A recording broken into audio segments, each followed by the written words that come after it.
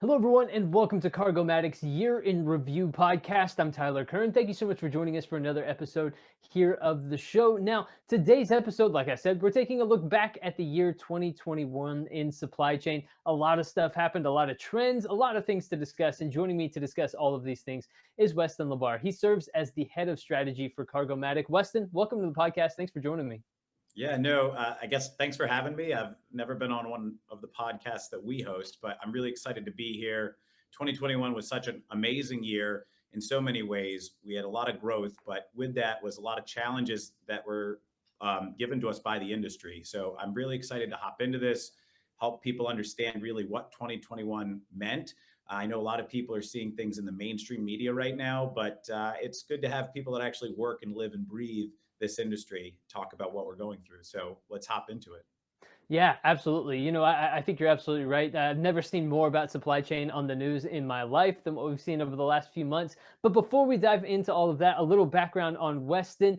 He has spent more than a decade as an entrepreneur, executive, and investor, spending the 7 years prior to joining Cargomatic as the chief executive officer of the Harbor Trucking Association and founding president and CTO of Ventures 52, a bespoke advisory firm focused on early stage freight technology startups. Now, he has spent a decade, he has a decade of experience as a strategic advisor and executive while managing trade associations, as well as large advocacy and external affairs projects. He's active in local, state, and federal policymaking on goods movement and international trade. So that's a little background on Weston. He's done a little bit of everything. We couldn't have asked for a better expert to have here on the Year in Review podcast. So, Weston, as we look back at the year that was in 2021, what were some of the big trends? What were some of the big themes that you think of when you think of 2021 and that you've noticed over the past year? Yeah, I think the biggest thing that we've learned is in my decade of experience in supply chain, we've had a lot of issues where for a period of time, things start to break. The supply chain was only built for a certain amount of volume to be pushed through it. And what we've done at times is we've pushed more volume through the supply chain than what it was built for, but it's usually for a brief period of time. It's because there's been some sort of disruption that we need to catch up on, or there's been some sort of policy. I harken back to 2018 when the Trump tariffs went into effect and everybody was trying to front load their cargo coming from Asia prior to midnight striking in 2019 hitting. So they were able to avoid those tariffs. But in each of those situations, it was during a duration of time, and then there was an opportunity to hit a lull and to dig out of it, so it wasn't a compounding issue. 2021 was an extension of 2020, and in 2020 we were seeing severe congestion hit in the second half of the year for several reasons. One, the pandemic hit in Asia, manufacturing centers were shut down, and we didn't have volume to move. In fact, the ports were almost dead. Drivers were getting laid off, companies were downsizing. All of a sudden, the manufacturing centers popped back up. People didn't stop buying. And so we had this huge influx of cargo to fill the quote unquote store shelves or the back orders. All at the same time, the pandemic hit the United States. And then we had the issue of our brick and mortar stores were shutting down, facilities were shutting down. We were dealing with a lot of health and safety policies. I say this all to say that's where this started. This is not a 2021 specific issue. In fact, it's just a continuation of 2020, and 2022 will probably be a yet another continuation of what we've seen. But at the same time that we saw the challenges of refilling the store shelves, I remember talking to one of the major retailers in the country at the end of 2020, and he said, my volume is up 40% for international imports, but I'm consistently 20 to 25% out of inventory. That is a huge telling factor because you can never completely play catch up. And this year has been spent trying to replenish those shelves as we've continued to do. But at the same time, consumer spending habits have skyrocketed. And in that continuation, e-commerce has continued to be the predominant form of consumption, meaning prior to the pandemic, we were seeing a rise of e-commerce as a way to get goods in a convenient fashion. However, if you look at what happened during the pandemic, more and more people that did not use e-commerce became more comfortable doing it. I have neighbors that are elderly that never used e-commerce, and all of a sudden their groceries are being delivered to them every day. And many folks continued to do that. So not only have we seen an inordinate amount of goods coming into the country, but we've also seen the stretching of the domestic supply chain in the form of Instead of having to deliver to one store, you're delivering to thousands of homes from an e-commerce fulfillment center. These are things that I think we need to continue to look at and keep into our consideration of what the supply chain impacts will be. Because since the beginning of the pandemic, I have said these challenges will continue until A, consumer spending habits dwindle, and B, e-commerce becomes less of a portion of the consumer spending, or we have a better e-commerce infrastructure. You take a look at what we're seeing today. Consumer spending habits are strong. E-commerce is a predominant form of consumption, and we continue to have these supply chain issues. So I don't think it's going to fix itself overnight. Some of these are large systemic issues that have been presenting themselves for more than a decade.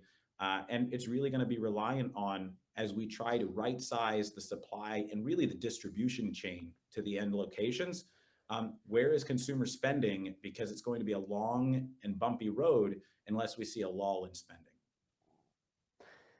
You made some fantastic points there, and I think you're absolutely right about that. And one of the things that you touched on was the fact that we've talked a lot about ports and shortages and congestion a lot in 2021. We've seen a lot of conversation around that because it's affected a lot of different industries, right? People that you wouldn't normally expect to be talking about supply chain have been talking about supply chain. So when it comes to those sorts of things, be it ports or shortages or congestion or anything along those lines, what do you want people to know, maybe people who don't necessarily work in supply chain? What do you want everybody to know about supply chain and maybe understand as a result of some of the challenges that we've seen in 2021? Yeah, and that's a great question. And I think the first thing I would point out, and this is something that I think the general public don't realize, and now are starting to understand because of the focus, but the supply chain is the backbone of our global economy. And there's not a business or a person that doesn't rely on the supply chain for their daily vitality, right? Every business is really a supply chain driven company. People think about manufacturing. Modern manufacturing is logistics. Companies like Apple don't actually build anything, right? They design the iPhone. I always use this as the example. It's got thousands of components in it, right? They get designed, they get sourced from all over the world, they get imported, and then they get assembled at a hub, and then they get exported out to consumers. That is a logistics company with a huge logistics function. So the fact that people are now seeing the importance of the supply chain and how it affects their businesses and their everyday lives, I think is something crucial and needs to be a focus of mainstream media and mainstream education moving forward. And what we need to realize is that our supply chains really work most effectively when they're localized. It allows for better asset utilization. If you look at the way Cargomatic approaches everything, we try to localize the supply chain. Why is that? Because if I have multiple shipments in close proximity, one driver can service multiple customers. If I have to move a trailer from California to Florida, I'm going to have to source a different driver every day to move that shipment. So by localizing freight, we create a more efficient and more robust supply chain, one that's built with resiliency. But the struggles that we see is in many cases where the goods are coming in, NIMBYism has taken over and people try to, in fact, it's not even NIMBYism. I've been told they're banana people now, build absolutely nothing anywhere near anyone. And that's a problem because everybody wants their package in 24 hours or less, but they don't confine themselves to the fact that if you bought it, a truck brought it, and we need trucks and warehouses and e-commerce fulfillment centers in local communities. So the first thing I would say is that the supply chain is not just essential, but it's the most essential of the businesses because even our healthcare providers could not have successfully serviced people during the pandemic without their supply chain. And the second thing I would say, which I hope everybody understands, is it's an ecosystem.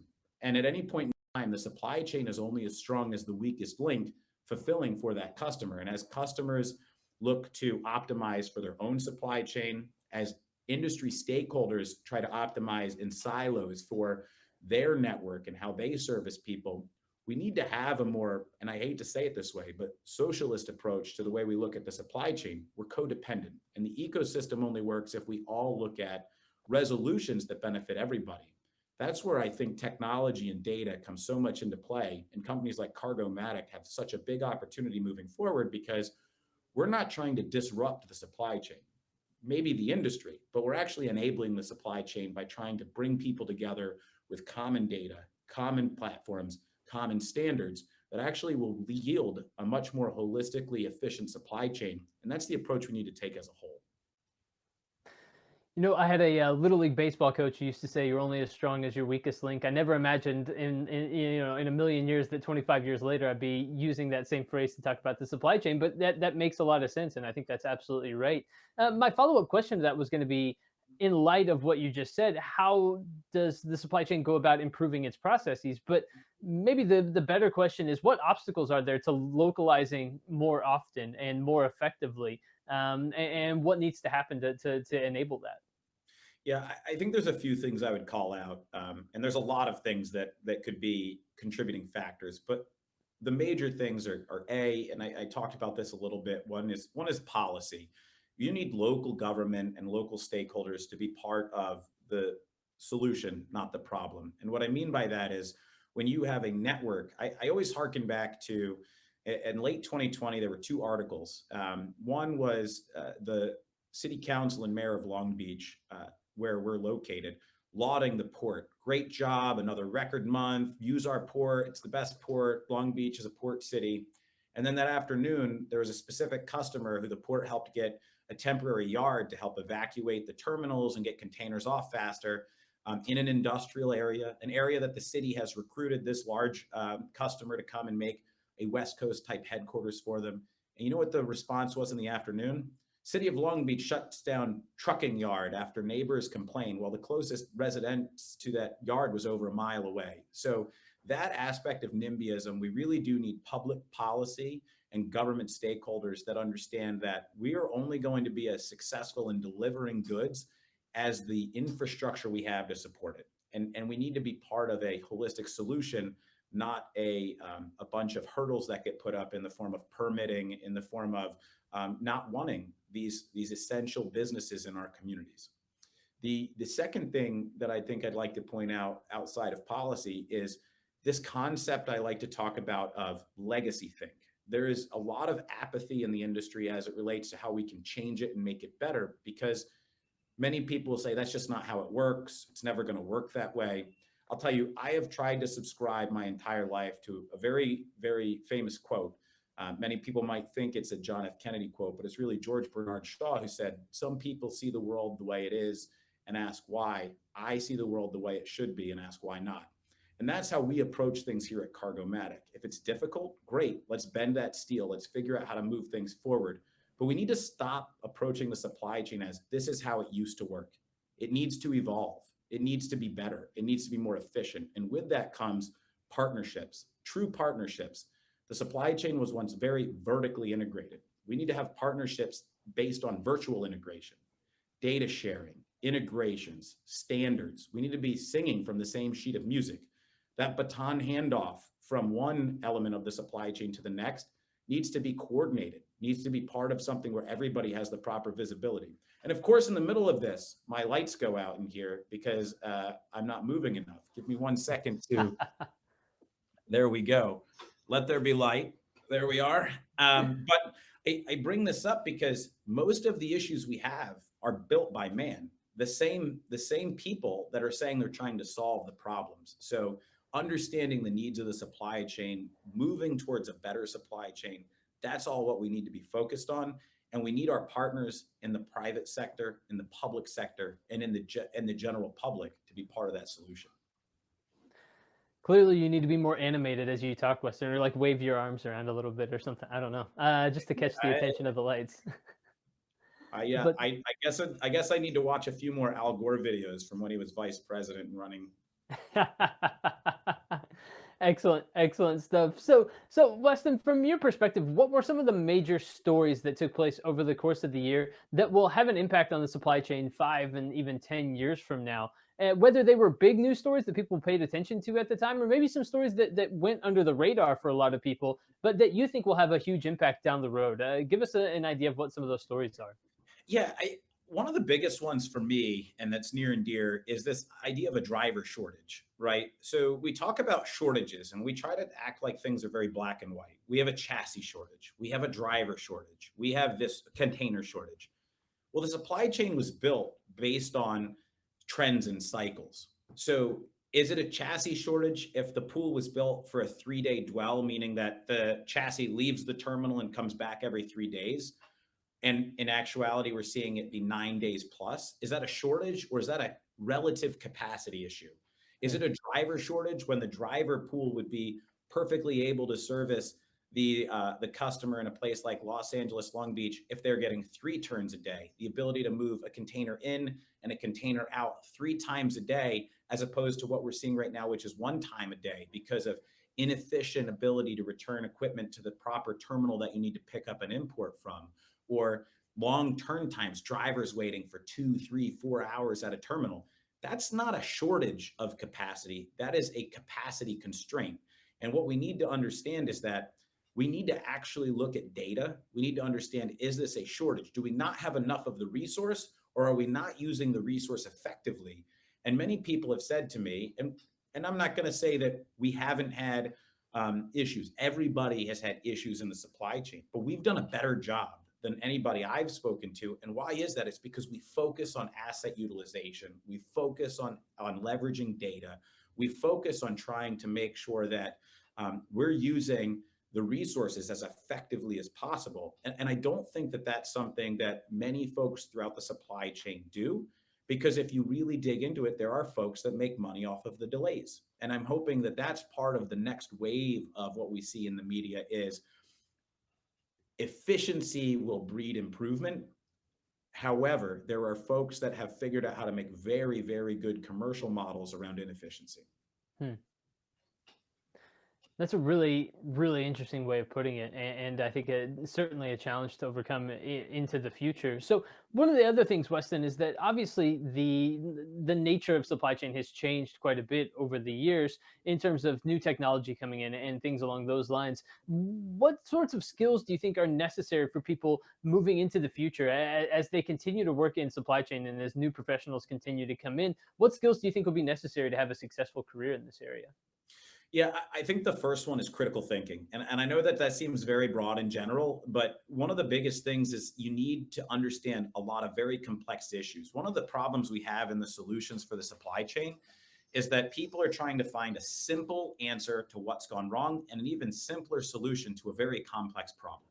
So one of it is critical thinking, and it's the ability to understand multiple inputs and how to get to an optimal output. I think the second thing that is going to be crucial, if you're looking at different career pathways, technology is what I believe is going to drive this industry moving forward. So, data scientists, engineers, folks that really understand how to use, standardize, and actionably leverage data are going to be the paramount folks in the operational setting. And I know that this word, depending on who the stakeholder is, gets a lot of different feedback. But automation, right? If you look at every major industrial revolution, there's been a form of automation, whether it's Henry Ford and what he's did with his factory supply chain, and having something set up that really allowed them to manufacture vehicles faster. We have the same issues right now. So we have to be willing to take a look at, where are we outgrowing the supply chain? Where are the labor gaps? What can we automate? Whether that is information that allow people to more effectively do their jobs because they're not living in a spreadsheet. They actually are having the data brought to them. Is it an operational thing? Is it getting the container delivered to the truck? So instead of driving throughout a 400-acre terminal, the container's brought to the gate where the truck is. That would significantly reduce that dwell time for the truck on the terminal and allow for that asset utilization that we talked about. Data, technology, those types of focuses, I think, in any career pathway are going to be important. I think critically so in the supply chain. Absolutely. That makes a lot of sense, especially just given where things have come from and where things are going in the future. So, Weston, what sorts of things are you looking forward to in 2022? They can obviously be supply chain related, but maybe it's I don't know, an LA Rams Super Bowl win or something like that. But what are you looking forward to for 2022 in both supply chain and elsewhere? Well, the first thing I will say is that I'm a Philadelphia sports fan through and through, and All I'm very right. excited about the very young Eagles team and the 3 draft picks they have in the first round next year. So I'm looking for incremental improvements there, and hopefully another Lombardi Trophy in the not too distant future. I have As a Cowboys fan, I wish you nothing but bad luck in that This regard. interview's now So over, and we can turn this off. No, it's been a bittersweet issue cheering for Micah Parsons as a Penn State fan. It's like Superman wearing the wrong colors. But anyway, I digress. Just a little bit more about me quickly. I have an 18-month-old son, and I have enjoyed fatherhood probably more than anything in my entire life. So I'm really looking forward to continuing to spend time with my family and continuing to be a mentor and a very good role model for my son. He's throwing the ball around. He's hitting golf balls. He's reading and writing and drawing, and it's very great to watch. And that's why I do what I do, right? Trying to build a better world, better society, a better supply chain. So leave everything better than you found it. And I think on that note, I would say in the supply chain, my hope is that we don't let this crisis go to waste. It seems like in 2020, many of the issues that I arose in my 7 years as CEO of the Harbor Trucking Association were starting to get a little attention. And then in the beginning of 2021, that was continuing. And some of the efforts that we had been working on for 4 or 5+ years with one of our recent guests, John Gold, who's been a very good ally and partner of mine throughout the years of trying to fix things, really started getting the credence that it should in the general public and really within the government. Because whenever you talk about supply chain historically, it was about bad things. It was about labor unrest. It was about environmental pollution. It was about this. It was never about how we actually make everybody's lives better, how we support every business. And now when people are seeing the impacts of a disrupted supply chain, some of these policy debates that we were having for the better part of the last decade are actually moving forward. I worked very closely. I put together at the Harbor Trucking Association a coalition of over 70 trade organizations from the transportation and the import-export sectors. So, the American Trucking Association, National Retail Federation, and alike. And we were pushing for updates to the Ocean Reform Act of 1997, which was the last time we updated the Shipping Act of 1983. Why is this important to me? Well, because this year it actually has a bill with an author, with language, with momentum moving forward on how to modernize the supply chain. These policy debates, we need real substantive changes that actually create rules for the supply chain as we see it today, less the supply chain as we saw it 20 years ago. That's the thing I'm looking forward to. And the hope is that gives the fuel necessary to companies like Cargomatic and other ones that are really trying to be thought leaders and thought provokers on how the supply chain should work moving forward. And that fuel will create the rocket ship that we need that will propel these thoughts, ideas, and solutions forward as we stop worrying about how it was done and we start worrying about how it needs to be done. Yeah, John Gold was I interviewed him earlier this week for the Cargomatic podcast that'll be coming out in the very near future. So if you're not already subscribed to Careers on the Move on Apple Podcasts or Spotify, make sure to go subscribe to that, because I had a really interesting conversation with John just about the nature of what he does and that intersection of supply chain, retail, but also then legislative bodies and Congress and the various laws and rules and regulations that occur around supply chain. I think that's a really interesting answer and a really interesting thought Well, from you, Weston. Yeah, go and to ahead. the point, John Gold is somebody who really understands it at the level of what importers are going through, right? What are Hmm. retailers experiencing? But in addition to what we're seeing at the public sector level with government officials and regulators trying to take a little bit of a different lens on the supply chain, less regulating the crap out of the supply chain and understanding how we can make the supply chain more effective and efficient. But the same thing's happening in corporate America. Very few companies had a logistics or a supply chain person in their C-suite. Even fewer companies actually had folks that reported up to the C-suite, right?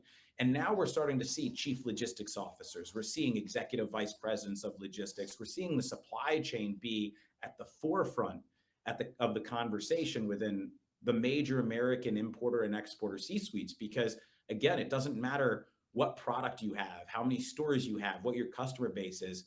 If the products aren't getting to market, you cannot sell it and your revenues are going to suffer. And growth has been curbed for some companies and has been accelerated for other companies based on how much they paid attention to their supply chain. So, as much as I appreciate the conversations that are happening in the legislative halls and in all of the different town halls around the country, it's good to see that it's happening in the boardroom as well. Hmm. Yeah, that's a really good point and a really good way of thinking about it. I think I should note that if anyone would like to ask a question of Weston, feel free to drop it in the chat there on your screen. Should be in the bottom right hand corner. Drop us a question if you want to ask Weston a question just about anything that has gone on in supply chain in 2021, maybe expectations for 2022. Feel free to drop us a question there. If Weston doesn't like it, he'll let you know. But Weston, we were talking earlier, and you mentioned a little bit about the supposed driver shortage and maybe reframing that conversation. But is there still a high demand for people to enter into the transportation industry? And if so, what does that look like? And how does that maybe affect the way that people think about it heading into 2022? There's always a demand. And again, I'm not saying that there isn't a driver shortage, but you have to understand what you're talking about. When you Hmm. talk about trucking, I'm going to make it very simple. If you say there's a shortage in trucking, that might be true. However, what verticals of trucking are experiencing it? Long haul truckers, well, again, you need a lot more drivers to do that work than you would in a short haul atmosphere. So adding more drivers to the ports of Los Angeles and Long Beach, if you're not moving them effectively, all it does is make longer lines. It doesn't mean you're going to move more containers. So from a relative standpoint, we have a capacity issue, but not necessarily a driver shortage. On the long haul side, if that's going to continue to be a major form of freight movement, then there is a shortage of drivers, and probably more importantly, there's a cliff. Like in many industries, a lot of the average age of a truck driver is around 50 years old. So unless we start to make logistics sexy the way it was at some point in time and make people understand that this is the last bastion of blue collar entrepreneurialism, right? You can enter this industry, you can buy a truck, you can do a lot of different things, own your own business and grow it. And some of the largest trucking companies in America started with a guy driving a truck and having a dream and working hard to get there. That is still an opportunity in this industry as long as we don't regulate people out of it. And I think that we need to do a better job of attracting people to the supply chain. Stop talking about some of the things that have been highlighted to try to use them for what I would call selfish policy changes on the Hmm. special interest side. But let's talk about the opportunity. Everybody who gets in a truck, everybody who works on a warehouse, everybody who works at a company like Cargomatic, you are contributing to feeding people, clothing people, bringing them medicine. You are making everybody's life better. And instead of talking about our industry in a way of we help people, we help the economy, we help the country, we talk about dirty trucks. We talk about long hours. We talk about lack of restrooms at terminals. And we always have to be working on the quality of the worker and understand that every industry and every company is only going to be as strong as the people that are in it. However, I think we do need to understand that this is a pretty sexy industry. We need to reframe the argument to say, why not trucking? Why not the supply chain? Think about the fulfillment you'll get developing technology that actually helps move food and medicine and clothes and other goods as opposed to a swipe right, swipe left dating app. You heard it here first. Weston is bringing sexy back to the supply chain, and look, we're all here for it. In Does in that in make me the 2022. Justin Timberlake of the supply chain? I'm You just already kidding. were, man. You definitely already were. This just cements it. It solidifies it, I suppose. So, Weston, one of the things that people have been asking and would like to know is whether or not the demand for freight right now is indicative of macroeconomic growth as we head into 2022. What are your thoughts on that? Yeah, I think it's a couple things. I think one of it is people trying to learn from the lessons that have been very brutally brought to their attention in 2020 and 2021. Uh, there's a large expectation for consumer spending habits to stay very strong, and we're seeing folks try to get out in front of supply chain, talking to customers about multi-year engagements, talking to customers about what is necessary, right, to keep the supply chain moving from a financial standpoint. The rates that we were quoting you 2 years ago won't work today, and today's rates may not work in 2 years because it's a economic dilemma. It's a supply and demand economy within goods movement. And we know that so well from the fact that we manage marketplaces. And that's our job, is to match the supply with the demand. So I think that you're going to continue to see macroeconomics play a huge role, both on how people source capacity for trucking and think about their supply chain and really try to have a longer term, more strategic and hopefully less tactical approach to the way the supply chain works. And what I mean by that is, don't look for the cheapest option that might work, look for the right option that does work. Yeah. And I think the second thing is the role that supply chain plays into the macroeconomics of the country. I joked when all these solutions that were bantered about were about fees. Hey, we'll institute this fee if you don't move this box. Well, if I'm already trying to move it and I can't, putting an extra price on top of it doesn't necessarily move the box. What it does do is contribute to inflation. The cost of goods go up, and maybe that will curb consumer spending habits, which will lead to the ultimate recession that allows us to right size how we operate the supply chain. But the hope is that that's not the answer. The hope is that we can incrementally improve things, take the low hanging fruit, solve those problems, while we look at the more structural and long-term issues that will help free things up moving forward. But I think not only do macroeconomics play a role into what you're seeing in the supply chain, but the supply chain, again, cyclically, is playing a role in what you're seeing in macroeconomics. And unless we take the two and look at them together, we're going to continue to have this issue. Hmm. Weston, I want to toss you a question from the audience, and it's one of the bigger questions that we're getting right now, and it's the impact of the infrastructure bill heading into 2022. Do you think that'll have an impact on supply chain whatsoever? Of course. Infrastructure is one of the major pillars, and not just physical infrastructure, digital infrastructure. Those two things are materially important. If I were to break down four main pillars of what we need to solve the issues in the supply chain, and again, it's not going to solve itself overnight. The first one we've talked about already is policy reform and making sure that we're actually looking at the supply chain for tomorrow, not for yesterday. The second thing is the workforce development. We need to make sure we have a robust workforce pipeline, and we're not just training people for the jobs of today, but that we're actually setting people up for the careers of tomorrow, and we're creating the career pathways to get there. How do we get somebody into this industry today, and how do we properly work with them to train them for all the opportunities that they're going to see tomorrow and beyond? And then the last two pillars are physical and digital infrastructure. If the ports keep growing, but we do not invest in the infrastructure outside the gate, we're going to continue to have a congestion issue. Making deeper water and making higher cranes for bigger ships doesn't help you if you don't have a way to get the containers off the terminal more expeditiously. And velocity is impacted by what you see outside of the terminal. It is the truck yards, it is the warehouses, it's the DCs. And again, it's that localized infrastructure freight component. So physical infrastructure, the infrastructure bill, they will play a huge role. The hope is that local municipalities and port towns all over the world will take a look at the outside the gate investments as much as they look at the inside the gate investments.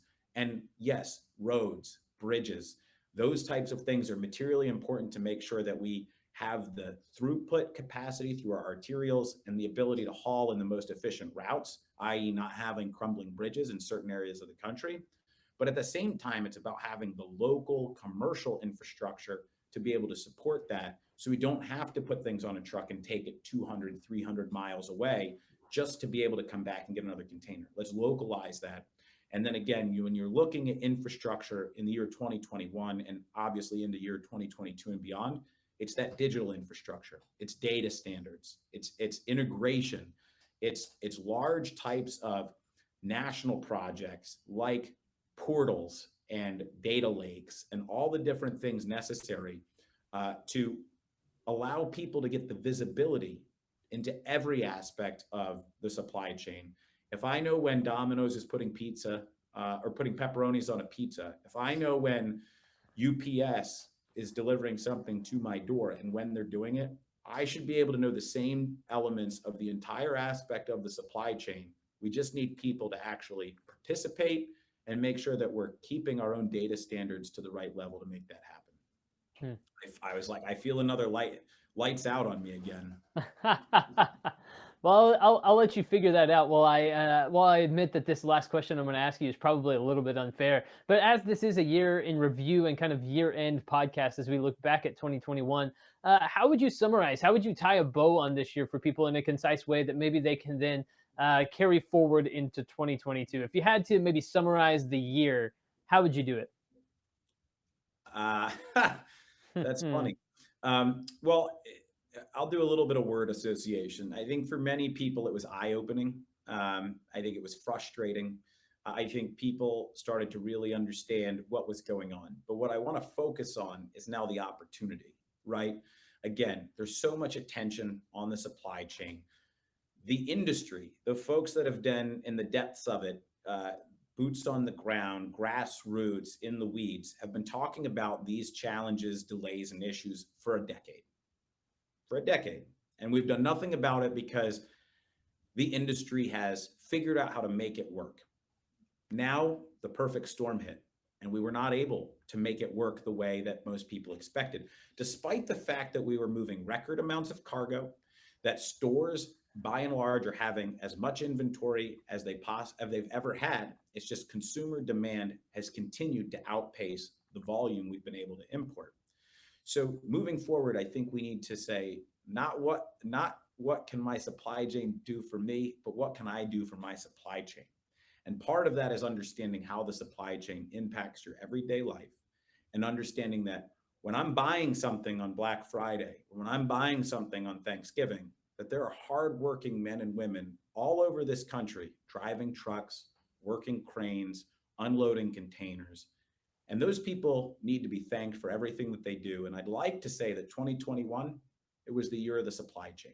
And then, although we're going to talk about all the negatives and the impacts, let's talk about all the positives and the successes and what we can do to build upon that moving forward and how we can help the supply chain help us. I think that was really well put and a great way to summarize 2021. Weston, I know we got to let you go and get to your next engagement. I think you might be on Fallon tonight or something like that. I don't know, talking more supply chain. But I know that there were some questions from the audience that we didn't get to today. So, Weston, what's a good way for people to reach out to either you or Cargomatic to get more questions answered? Yeah, there's a few different ways. One, I'm super easy to find on LinkedIn. I'm literally the only Weston LaBar in the world. I've done the Google search, so feel free to friend me on LinkedIn and send me a note.